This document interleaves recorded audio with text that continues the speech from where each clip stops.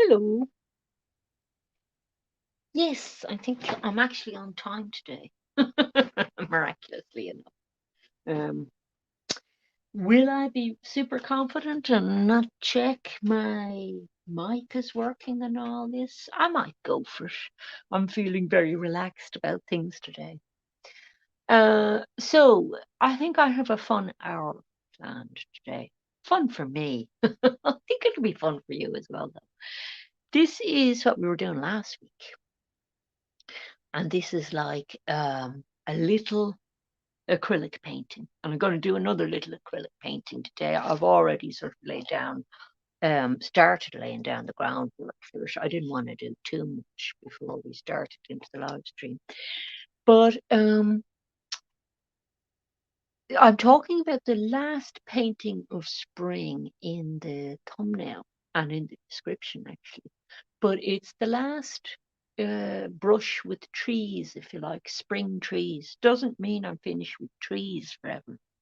But I just thought it'd be nice for viewers to have a bit of a rest from trees for a while. I can't guarantee for how long because when I get obsessed with the subject, I'll go back to it all the time. But there is a link down below this to the previous video upload I had, and that's relevant, that link, because uh, I'm going to be working partially from that video as a reference for today's painting. Okay. The other thing I'm using as a reference is this little sketch that I did when I was out on that field trip. So um, anybody that wants to paint along with me actually has reference material to be able to do that because they can hop over to that other video, have two tabs up and be have a still from that video of some trees that they like in the video. And I paint from videos a bit, and the next subject, because I did have on my description and in when I was telling you about the video in advance, I did talk about what's up next. So what's up next instead of trees would be doing some stuff on. I had two topics, but one of the topics I want to do is portrait drawing. Okay, so next week, if you're not crazy about trees, you might like portrait drawing. So watch out for that coming up next Friday at 2 p.m. And I'll have reference material you can work from for that as well. So don't feel you have to have a sitter because the tree one today, I'm going to tell you what the reference is for that if you want to have a go at painting this yourself. And then next week's one, I'm giving it to you in advance. And over on the community tab, you will see, if you go back a couple of posts, you will see I did a post about portraits. And I am going to work from that portrait that I posted. It's somebody's impressionist. I think it might be a self portrait. And I'm going to work up a drawing from that portrait because I actually thought that's a really nice drawing to practice lighting in a portrait from.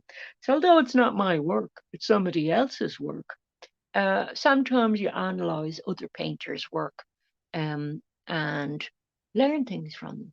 So we can learn tonal things from that particular portrait that I think would be very helpful when you're learning how to draw portraits.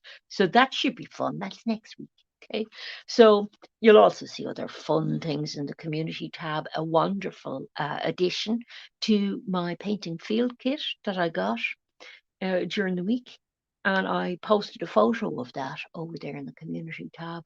It's a shooting stick. And if you don't know what a shooting stick is, go over there and have a look at the drawing or the photos. I took two photos of it actually. And it's going to be such a great addition to my field kit. And I'm really looking forward to testing it out in the field rather than in my back garden. But it's highly successful so far. So we'll see how that goes in the field. So there will be another field trip coming up soon. In other words, I can't stay away from it. I can't stay away from landscape and trees. But the plan is, you see, because I did one landscape of trees outside my kitchen window and I worked on that for a few weeks. I'm putting that away. I'm going to finish it up completely with glazes and all that coming up more to the summer. Then I'm going to possibly do the same subject in the summer. This is like doing a Monet on something, right? Monet did a series of haystacks in different lightings, and he did a series on a cathedral in different lighting conditions. But I'm doing is a season of paintings of the same thing in different seasons, because obviously a tree has different structure and colors in different seasons. So that's my idea. So we will return to that tree in the summer, unless I find I'm not interested in it anymore and I'm interested in something else. That can happen too. So today's obsession that I'm interested in, if you want to follow the link is under this in the description, and the link is to a video called A Perfect Day to Paint, and it's my second field trip of the year. And the still of that video that I am working from, as well as from this drawing, or well, it's a little watercolor with a bit of gouache in it actually. The reference that I'm working from is 2 minutes 37 in, but actually in several points in that video, the same trees are shown. So you can see the reference and see how I'm working out how to do the actual painting if you want. And as I say, the reference material is there for you if you want to have a go at doing the painting yourself. And that's half the battle, isn't it? Getting your reference materials organized. And I don't like to rely on just photos. I like to do my little color studies or some kind of sketches in the field as well, because I like it to be an experience, a whole experience.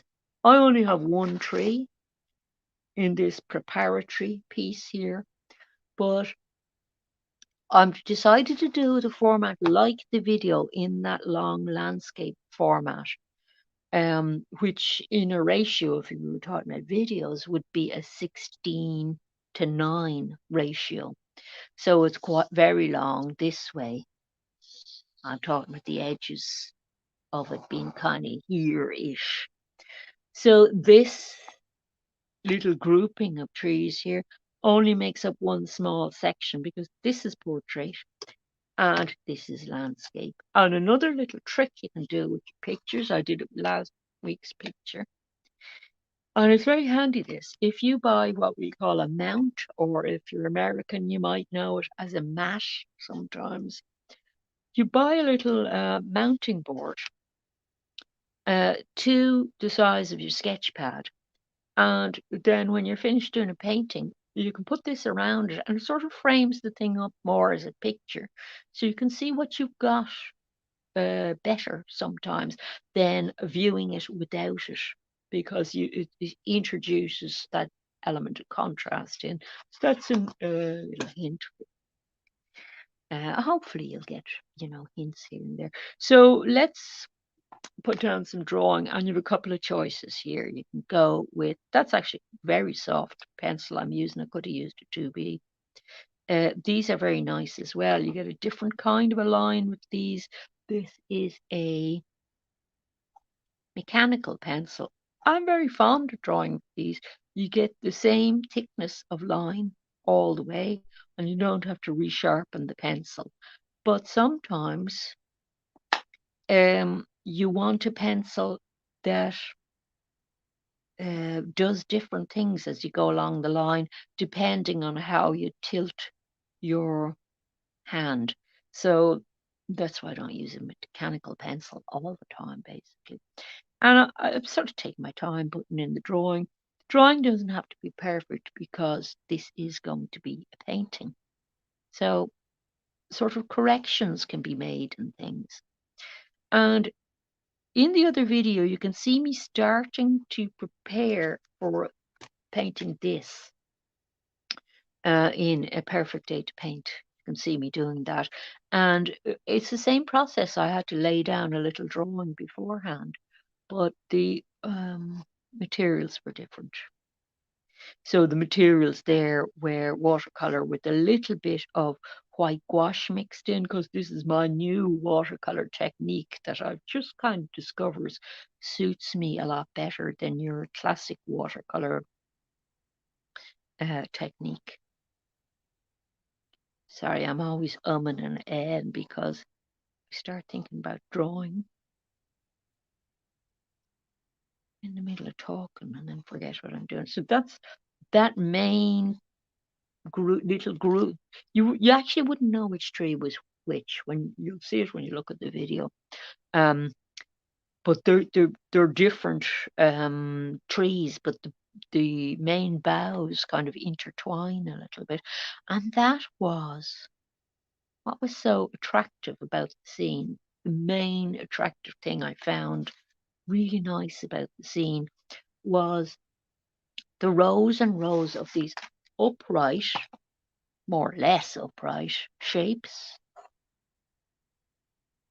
all sort of lined up, gentle curves, and then between them there was a beautiful network of this happening. Branches, little thin branches going out to the side. So that was what was super attractive to me, right? Now, you could come along and generalize about that and make it into a very patterned thing. I don't really want to do that. I want to make it very, what I would say, naturalistic, or you could call it realistic or anything you want.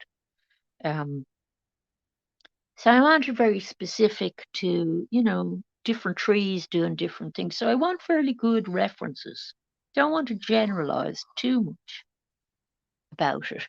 But there is a lot of information to capture in this scene, really an awful lot.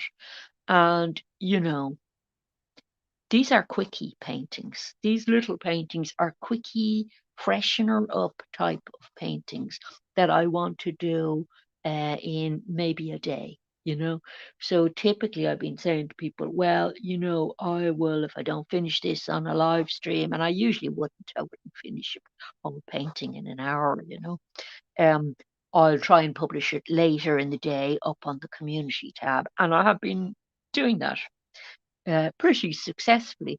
So it's good for me because it's making me finish something in a day, which you would think, well, what's good about that? You're lashing through things. Well, I'm not really, because the kind of purpose of these small paintings is limbering up paintings. So you'll have different purposes for doing different kinds of things. And for the bigger painting, it's not just because it's bigger that I spent a lot longer on it. I spent best part of a month on that painting. And it's not just because it's a bigger painting that it takes you longer to do. It can also be that you're getting different levels of naturalism into the painting. And I now am struggling with that painting, saying, did I go too far and make it look too illustration-y and not impressionistic-y enough in some areas? You might know what I'm talking about there, but did I put in like the same level of detail? Is what I mean, all over. Um, and I'm sort of saying I might pull back some areas now, but that painting is going to be put away for a little while before I make those final decisions. So, still not really finished, that painting, but I need to freshen up after it because it was tiring. It's tiring focusing on painting for a long time, and it's nice to do a few quick ones afterwards. So these ones I'm not worrying too much about. So I think I have enough kind of detail to be getting on with this one. And we'll lay out our palette. The other thing, so the other few things I want to yak about, and if somebody has just coming in late, um, I've been yakking a bit about what's coming up next, as well as about these little paintings and what I'm doing today. So I'll yak away while I'm laying at the palette. And so just to reiterate, next week is portrait drawing, an introduction to portrait drawing. Okay, I do not have a sitter, and I will not be doing self-portrait. I have done self-portraits. They're one of those difficult things you can do. So if you're new to it, maybe avoid doing a self-portrait. Or just don't expect great lights, because it's very hard to do a sitting. And then the other thing about them is um, the kinds of photos of themselves that people use, or photos of other people that people use. I'll be talking about all those aspects of portrait drawing. There's a lot more to it than you think there would be, that people don't even consider about it. So I got my black and my white down. I have rather a lot of black down. I don't foresee using quite that much black, but I might. There's a lot of black in this scene, actually. But black is a very killing colour. And I did watch a wonderful video by somebody the other day. I have a painting playlist, if anybody wants to look at that, with videos that I found interesting. And I think I added this one the other day. It was about somebody explaining mixing. And really what he was explaining, color mixing, was he was kind of explaining why black is a very killing color, which I'm always saying, but he was explaining the mechanics of why it's much better to mix, instead of mixing black, to mix a color from the cool side of the spectrum with a color from the warm kind of spectrum, if you want to cool a color down. For example, that orange would be better off cooled down with a blue than a black, in his argument, and I would agree with them, because black can make colors very dead looking. So if you're suffering from colors that are dead looking, ask yourself, have I added black, or have I added white? Because white can do it a little bit as well, except white isn't as killing. Because white just makes something a little bit more tonal, damps down the color, but black can actually add a kind of a grey into it. So that's 2 tips you got out of me today already. Haven't even started painting. Pretty good tips. Get yourself a mounting board to view your sketches and your paintings in, and be very careful using black, tiny little bits of black. I haven't eliminated black, have I, from my palette of colours? No, I just kind of go very, very careful with it. So what else do we want? And as you can see, I'm back to acrylics, not oils. So, I'd be kind of comfortable with both, but I would have more. I would have a lot more colors available to me in oils, because I just don't have as good an acrylic set. And actually, I have to order more brushes soon. I realize my brushes are in bits. So it's the time of year when I'm getting my act together for having a fantastic time in the summer, basically, because in summer I will be out and about on field trips, painting away in hopefully beautiful weather. And I'd love to see more people doing that, and not just sitting indoors with photos. I don't know how to encourage people more to do that, except just to tell them that it is a far superior experience. It's the experience you want, as well as the painting. how can you paint something without having been out there with it, right? How could you paint a tree without having been out there and sat with that tree blowing around in the breeze or getting rained on or, you know, think about it, like why do you even want to paint a tree from just a photograph when you could be out there in the field, see? So I kind of show people how to get a kit together. And then when you come back, you see, and you have all these sketches like this kind of thing, you store them in portfolio or a sketchbook. And I'm actually currently preparing my next sketchbook, my first sketchbook of the year, because I decided how to sketchbook last year, right? And here's last year's sketchbook. I still have some pages left in it, right? What I'm going to do is I'm going to cut out those last few pages and reuse them in another sketch pad so that this sketch pad just contains last year's work, right? So I'll always look back on that sketch pad and I'll know that's from a particular year. It's just a way of containing the work in a catalogue-y sort of way, right? It's your little art gallery.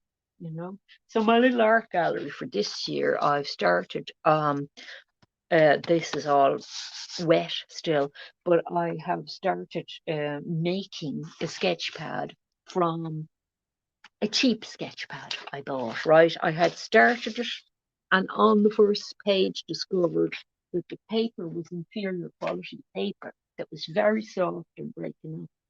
So I am now recycling that sketch pad, covering it with um, a nice hard cardboard and a nice matchy covering that goes with another little sketch pad. I actually made that one from scratch.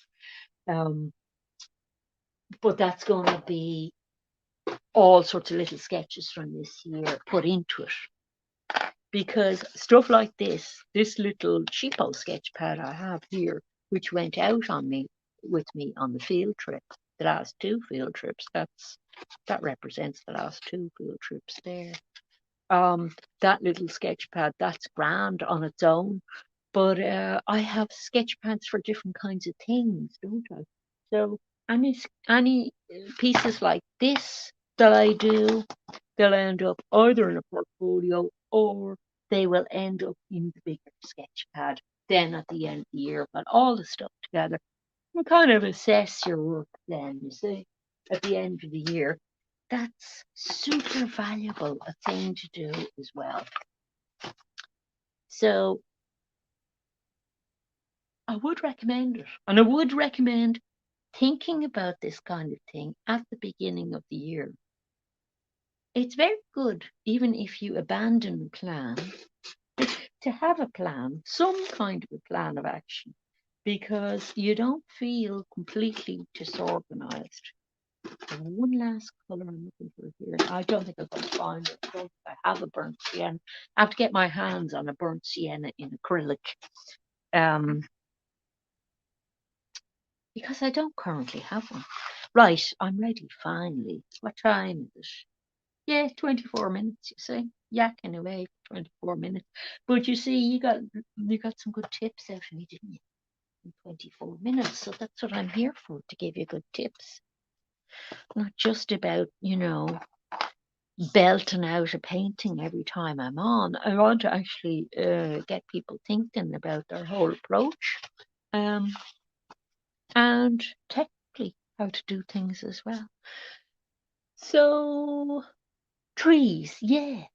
So don't worry if you're sick of me doing trees. Don't worry, it's not forever. Now we're going to mix up. If you have watched a few of these, you'll probably be able to guess what I'm going to do at this stage. You know I like underpainting, and you might know by now what underpainting is, yeah? And if you haven't found out yet what underpainting is and you don't know what I'm on about, don't worry about it because I'm about to show you, aren't I? So I'm going to use a few colors to do this. And the acrylic is pretty thin for this, right? What I want to do is referring to, I was going to say the photo, but it's actually the video. I took photos as well of these trees, but when I looked back through it, I went, at the moment, the video is actually more helpful than the photo. The photos I had, uh, I don't think I had a filter on them, but whatever way I had the color adjusted, they're extremely burnt sienna-ish all over. And I always get this problem with photos that I'm not a good photographer and I can't get the range of colors I want in photos, generally speaking. They all seem to come out with a color cast on them, and I don't really use color uh, correction apps like Photoshop and things like that. I just have pretty basic apps for color correction and don't wish to invest in buying stuff like that. And just prefer the old way of doing things, going out, doing things.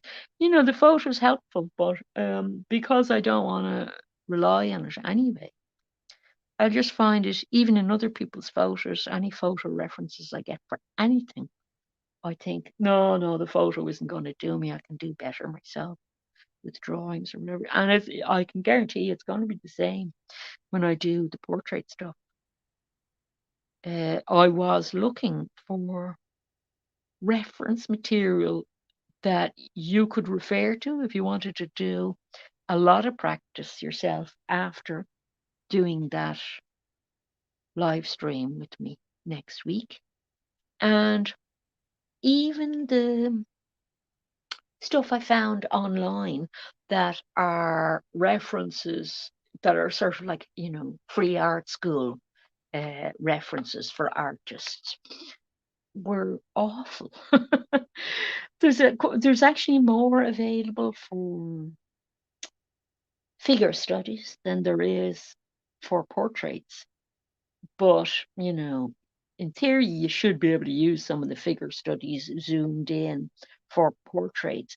But the way they're posed is dreadful, and expressions on people's face is so fake and plasticky.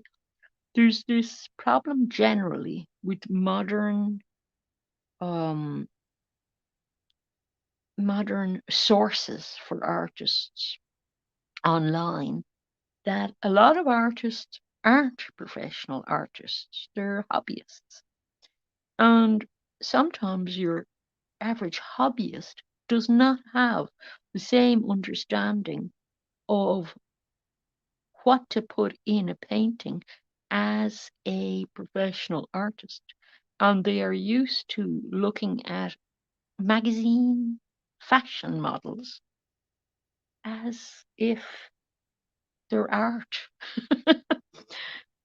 and not thinking about fashion portraits of people as fashion portraits. They think of them as straightforward portraits.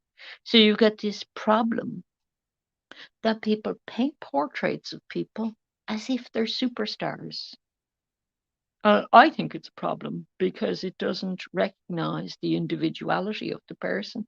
It's just a consumer idea of what a portrait is, that we're all supposed to look like film stars or look glamorous or have loads of makeup bet into us. Real people do not look like that.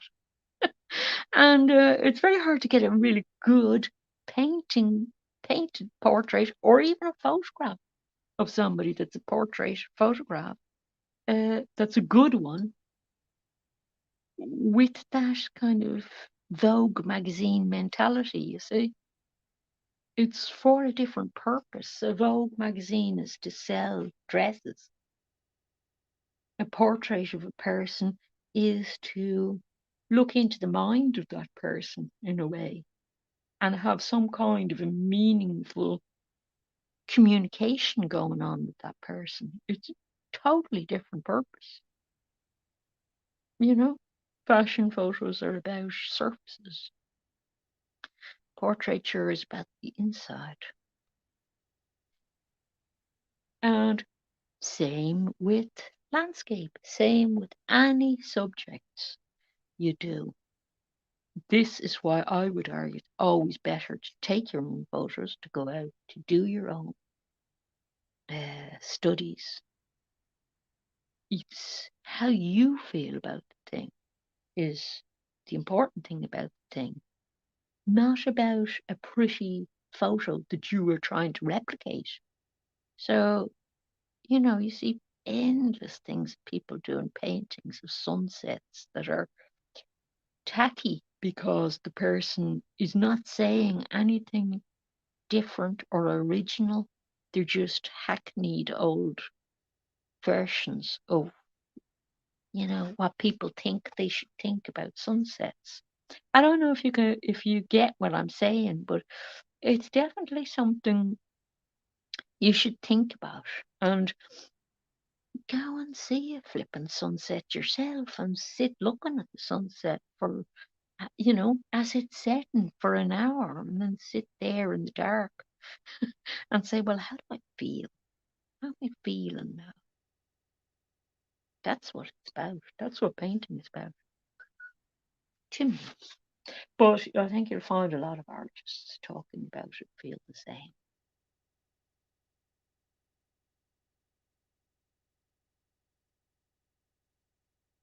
Okay, so half an hour in, and I've only got underpainting in. Now I could have come along. Whoops, sorry, I'm doing the usual thing and bashing the camera with my knees hitting off the table. You see, and the camera's on the table as well, so it's rocking around a little bit. Now I could have come down and done the underpainting under here, and actually it might be useful to do that in a way because some of this color underpainting is going to be very useful in the grass. And if you see the original video or parts of the original video, and it's kind of a fun video, I think. It's fun. It is fun watching somebody else going out on a field trip. It's not, exciting like a movie at the cinema, but like it's different purposes, isn't it? It's a slow pleasure watching this kind of video. I don't want my videos to addict you. You see, I care about you. In a way, shoot myself in the foot because I'm not trying to make my videos be, super exciting. I'm trying to slow you down in a weird way. Maybe you have great focus already. Maybe you're somebody with great focus, but focus is something you have to develop as a painter, and it gets better as you go along. Let's make a sky color, but it's definitely something you have to work on. I have to work on it. And if I'm looking at social media things before I come on, even this is a grey sky, so I should have shown you myself mixing this actually. So I've got I don't know what that was, an ultramarine or a cobalt, possibly. Cobalt, a, a Naples yellow, and white in there. So it's a yellowy kind of a blue for the sky because it's still a spring, just getting over winter sort of sky. Now, I'm not going all the way up to the top. I have a little bit of space there if I want to use it, you see. That's why it's nice actually working on paper because you can cut off the edges in a way you can't with canvas. You kind of have to plan things out when you're working on canvas a bit more carefully. So it's more nerve wracking in a way than doing these little paintings. Maybe if you're like loads of money and you've got canvases ready to go like every 2 seconds and assistants to prepare them for you and all this, it's easy. But I don't find it easy. Oh, it's a bit nerve wracking for me. So that's going to be the sky, and it doesn't look like trees are in front of it because I painted the sky in last. But don't forget, this is the underpainting. Now I'm going to come along and I'm going to use some of that colour with a bit more white in it for kind of the base colour for the trees. And actually, the trees have a lot of colour in them. And I have tried to explore a bit of the colour range in that in the bough of the tree. In this tree, you can see that there are whites, greys, and there's a kind of an ochre, and there's even some green as well. And the tiny branches coming out from the trees, they're grey and a very pale, almost a white, nearly grey, and also an orangey and reddy kind of sienna colour. So quite a lot of colour going on in trees. And those trees are birches. There's getting to know a lot about trees. The last tree I painted, I didn't know what it was, and did a lot of looking up. Found out eventually. Put the wrong name for it on a video, but I found out. And I think actually, if you watch out for it, I think I might be doing after this. I'm going to make another tiny little short video, and it's going to be another one about trees. But I think I'm going to do something about painting foliage, probably. So you could look out for that as well. For anybody like me who's becoming obsessed with trees once they're fixed. Now let's see, we've got loads more, tiny branches, but I'm trying to get the next big bough in. And this brush that I'm using here at the moment it's actually a little bit too soft, this brush. It's a cheapo brush. And not bad for a cheapo brush, but it's too soft for this job. It's going softer as I work with it as well. But that's just a cheap brush. It's for acrylics or watercolor, but it is not a sable or anything like that. It's just made of something acrylic-y, synthetic, But synthetic brushes they're good, depending on what you're using them for. But I definitely need new brushes because I looked at my brushes the other day and they are wearing out. You see the way this is so soft that I can't keep it in the line terribly well. I am going to put that down for a minute and find myself a better brush. This is not a good quality brush either, but it's stiffer. It's also thinner. So I'm just laying down sort of one base color, if you like, for the main boughs. The little really skinny branches are coming later. And, you've probably guessed, I'm not going to finish this during the live stream. Well, some people might be that fast, but I'm not. And I'd be darned if I'm going to rush too much either. I'll get it to a stage where you can see where I'm going with it. And then later on in the day, I will put it up on the community tab. But go over and have a go at the community tab anyway, because it's good fun seeing the shooting stick. And if you're somebody that wanted a little field kit of your own, I'd say to you, maybe consider whether you're getting a shooting stick or a little fold-up camping stool, which you would prefer. And the factors that are influencing which you're going to get would be your horizon line in the drawings that you're doing. This one I was sitting on the ground doing it, but there was a ditch and I was looking across the ditch to the far side of the ditch. So I'm still down very low, with the horizon line low. And I wanted that, and that was good, right? But it was because I had gone off the road and down that I managed to get that low.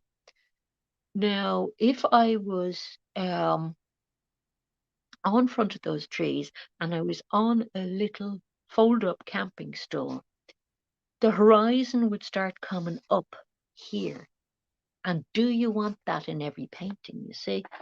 So you have to think about if you stood on front of what you're going to paint and you go down on your hunkers and hold your hands up as if you're making a frame, as if you're going to make like that mounting board I had is basically a frame. Hold your hands up, do this film director thing, and see where you would have things in the picture. Say, well, okay, would it inconvenience me? A little camping stool? Is it going to put out the thing that I saw when I was standing? Is it going to make that look wrong when I then sit down to be able to relax drawing it? Or, does that suit me okay? Because with me, I had decided, I'm going back to this soft brush now. With me, I had decided that, well, no, actually, I know what I think I'm going towards this shooting stick idea because I was doing a lot of drawings by the side of the road with only a tiny little bit of grass by the side of the road and then quite often a hedge because we have hedges around things in Ireland. We put hedges around fields. There's usually like a ditch and a hedge. So, um, you sit down on a little camping stool. You don't have very much room. I need a yellow here, hang on. You don't have very much room. And B, you're going to be sitting looking at a bush instead of the field you want to look into. So the shooting stick design is terrific. And I can't wait to go out and try it out and find my yellow. My yellow and my white look the same. They're both in a thing that has a yellow label on it, which is annoying. So the shooting stick idea is great. I just have to get strap. I do have a strap of a portfolio with a D-ring on it that might go onto it. I'm gonna have to, sling a strap over it and get it carried across my shoulders, sideways across my shoulder, because I walk to where I get to as well, or bike. So everything has to be packed up in a backpack. I don't have a car or anything. So that just creates an extra level of difficulty going out on field trips. Now they're looking very similar colours at the moment, but I'm okay with that because I'm going to lay the black down or very dark colours down on top of this. It's not going to be totally black. And then there's going to be some dark colours down here as well. And I'm actually actively trying to keep this brush from drying out on me. Things can dry out fairly fast. And if drying acrylic is horrendous, it dries so much faster than oil paint and wrecks your brushes if you don't look after your brushes. And that's another thing I must do a little video on for you sometime. Because people, sometimes people don't know these things. You don't know until somebody tells you. The thing that I want to do a video on is how to wash your brushes. It's very simple, but like that, somebody has to tell you how to do it, or you're just not sure. And if I'm learning anything new, I'll always look up how to do it. The first person that tells you is not necessarily going to be the right way, so you have to get a few people. And I still learn tricks, how to do this, that, and the other thing. But I'm good about cleaning my brushes, I have to say. Now, lots of stuff going on there, but basically what's happened here is by 3/4 of the way through the live stream, I've managed to get rid of all the white in the painting. And Sometimes you have white in a painting, but and you can leave areas of white when you have white in a painting, but there is some white in these trees, but it would have been so tricky to leave them that it's easier to paint the more slightly mid-tone grey colour of some of the trees in and re-establish the white instead of trying to leave it. Because this is not like watercolour now. Acrylic isn't like watercolour. You don't have to preserve any white areas. Uh, you can add colour on top happily enough. Okay, so life becomes easier after you get rid of the brightest areas of white and settle everything down to having your mid-tone established. And that really is the purpose of putting down um, this colour here first, which I was calling my underpainting, but actually, accurately speaking, all of this is the underpainting. The underpainting is the first coat of everything before you start really getting into the nitty gritty of details. And the way that I propose to get into the nitty gritty of details is a mix and match technique. There are some areas in this, right, that are highly detailed, little finicky kind of little areas, and they are, I'm just showing you the color I'm mixing, a very, very pale grayish white, okay, branches. And some people would say, well, why are you painting that level of detail? Should you not be working up to the most detail by doing something the dark first, then the next lightest color, and then finally putting in the little tiny bits like this? That's one way to do it, right? And it makes sense because you don't want to put in little tiny thin bits like this and then possibly ruin them with something else going on. But there is a reason that I'm doing this, and I'll show you what it is now. So I'll just clean my brush and show you. And you might have guessed it from the oil painting because the technique I'm using for this is similar to the oil painting, and I'm using my browns and oranges again. And I have used a little bit of black this time, but only a little bit in with the brown. Could have used blue as easy as black, you see. And, red and blue together make quite a dark colour. That's, it's very like a black. It's just a black that has a bit of colour going on in it. But it can be a little bit less dead than the black colour. But we actually have a warm dark brown, not really black, warm dark brown in the area I'm going into. So this is why I added a little bit of orange into it. I could have added the red, but I went for the orange. Now, what I'm actually doing is I'm working back up to that white.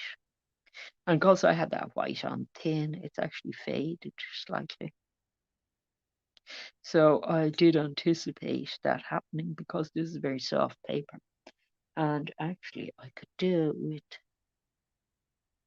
another sketch pad, you know that? I can't buy sheets of paper separately at the moment. I am not able to source a good source of big sheets of paper separately. I would if I had a good source. But I have a nice paper that's not as soft as this, but it's not, I don't think it's quite heavy enough to work with. It might be, might try it for the next small painting. But I could do with the heavy grade paper that's not, this is actually a watercolor paper. So I think I showed you this. numerous times, but just in case you haven't been here before, there's the paper I'm working with, Aquapad, a Gold Line product, but it's a watercolor paper. So, sorry, for it eats up the water in this, but it also means that if I've got any water in the paint, that the actual pigment of the paint is getting sucked slightly down into the paper. And although the paper is lovely in terms of not buckling or anything, it buckles a little bit when you're working on it, but then it straightens up again. Um, it does bleed a little bit of the color down into the paper bit, so you have to rework a thing a little bit sometimes, which is irritating. So if I come across a nice, really heavy, good paper, I will buy it. And see, this is why you need lots and lots of different sketch pads, gum, and why you would tear something out of a sketch pad in the first place and work on it and then store it in another sketch pad or in a portfolio or something. There's a lot of, mix and matching goes on with these things. So this is my technique here. I'm painting in those really thin leaves or branches. Can't think and talk, sorry. And I'm doing some of the other boughs coming down as well. And some of that won't all be wasted, that underpainting warm brown. Some of that will stay in. And in fact, more of it will go into the trees and things like that.